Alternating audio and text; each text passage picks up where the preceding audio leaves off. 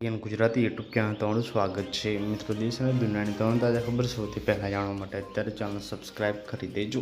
મિત્રો, ખૂબ જ મોટી ખબર સામે આવી રહી છે, જે બાદ ચારે બાજુ હડકંપ મચી ગયો છે। આપને જણાવી દઈએ કે પદ્મ વિભૂષણ વિજેતાનું મિત્રો નિધન થયું છે, જે બાદ ચારે બાજુ શોકનું મોજું ફરી વળ્યું છે। મિત્રો, અહીંયા વાત કરીએ તો ભારતના લોક કલાની મિત્રો દુનિયામાં ખૂબ જ દુઃખદ સમાચાર સામે આવ્યા છે। આપને જણાવી દઈએ કે પીએમ મોદીએ પણ તેમના નિધન પર દુઃખ વ્યક્ત કર્યું છે।